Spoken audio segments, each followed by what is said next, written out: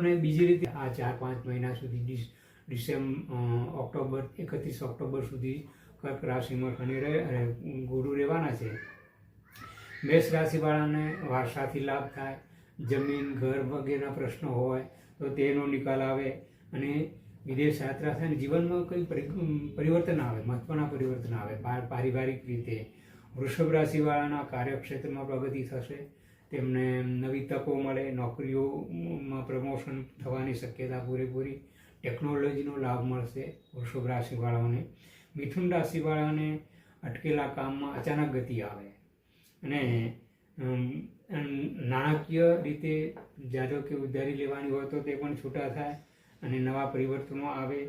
સંતાનોની ચિંતા હોય તો ઓછી થાય, સંતાનોની પ્રગતિ થાય, વિદ્યાર્થીઓની વિદ્યાભ્યાસમાં અનુકૂળતા રહે અને વિદેશના કાર્યમાં અનુકૂળતા રહેશે.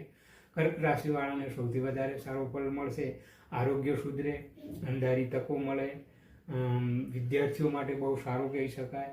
વિવાહિત જીવનમાં પ્રગતિ થાય, વિવાહ જે થવાના હોય, ઉંમરલાયક હોય તેમના વિવાહ થશે. લાંબી મુસાફરી જેને કહેવાય વિદેશના વગેરે આરોગ્ય માટે સૌથી સારું રહેશે અને માંગલિક કાર્ય થશે જે કર્ક રાશિવાળાને ઈચ્છાઓ પૂરી થવાની શક્યતા. સિંહ રાશિવાળાને થોડું જોખમ લેવામાં ખાસ ધ્યાન રાખવાનું, ખાસ કરીને આર્થિક વ્યવહારમાં. આર્થિક વ્યવહાર કરવાનો હોય, રોકાણ કરવાનું હોય, કોઈને ઉધાર આપવાનું હોય તો ટાળવાનું અને બને ત્યાં સુધી વાદ વિવાદથી દૂર રહેવાનું, કોર્ટ કચેરીના લફડા ન થાય તે ધ્યાન રાખવાનું. કન્યા રાશિવાળા માટે બહુ સરસ છે, પ્રેમ વિવાહના યોગ થઈ શકે, વિદ્યાર્થીઓ માટે બહુ સારું કહી શકાય, શૈક્ષણિક રીતે બહુ પ્રગતિ કરી શકાય. નવા ટેકનોલોજી વિશે જ્ઞાન પ્રાપ્ત થાય, નવું શીખવા મળે અને નાના નાના પ્રવાસો પણ થઈ શકે. અને ઘણી વખત જ્યારે ઉઘરાણી વગેરે બાકી હોય તો તે અટકેલી ઉઘરાણી આવે અને સંતાનોની પ્રગતિ થશે. તુલા રાશિવાળાને જીવનમાં પ્રમોશનની શક્યતા બહુ સારી, જે સરકારી નોકરી હોય કે કોઈ પણ નોકરી હોય તેમના માટે.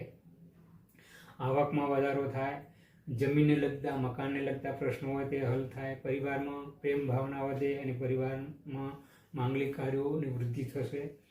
વૃશ્ચિક રાશિવાળાને ભાગ્યનો સાથ મળશે, વિદેશથી લાભ થશે, પ્રમોશન મળવાની શક્યતા, સમાજમાં માન સન્માન વધશે, ભાઈ બહેનોની પ્રગતિ થાય, ભાઈ બહેનોને ઉપયોગી થઈ શકશો તમે અને વિદેશ માટેના જે પ્રયત્નો હશે તેમાં સફળતા મળશે.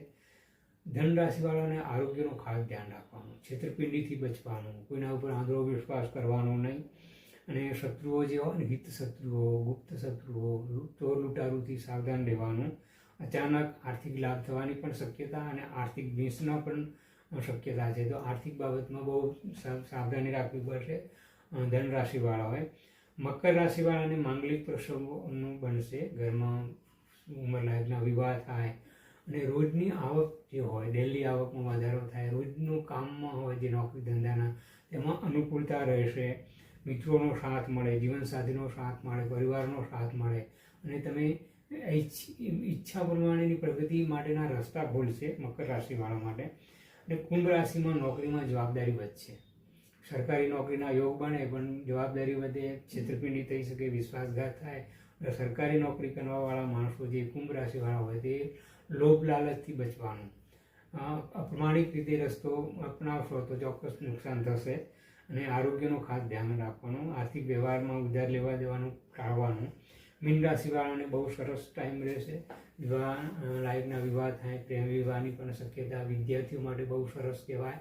વિદ્યાર્થીઓ અને મીન રાશિના વિદ્યાર્થીઓ હોય અને આમ પણ ગુરુ પ્રધાન વ્યક્તિ હોય કે ગુરુ મકર અને કર્ક રાશિનો ગુરુ વિદ્યાભ્યાસ માટે બહુ સારો માનવામાં આવે છે, તો વિદ્યાભ્યાસમાં પ્રગતિ થાય.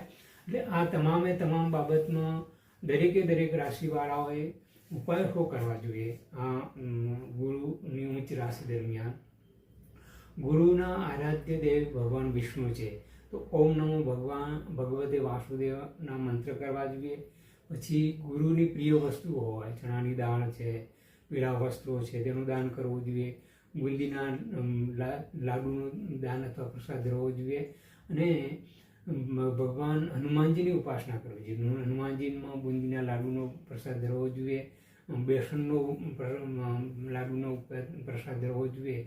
આ રીતે દાન પુણ્ય કરવાનું અને વહેતા પાણીમાં માછલીઓને કંઈ ખાવાનું આપવાનું, કારણ કે જળ તત્વની રાશિ છે કર્ક રાશિ એટલે આ રીતે ઉપાય કરવાથી પણ થોડી રાહત થતી હોય છે.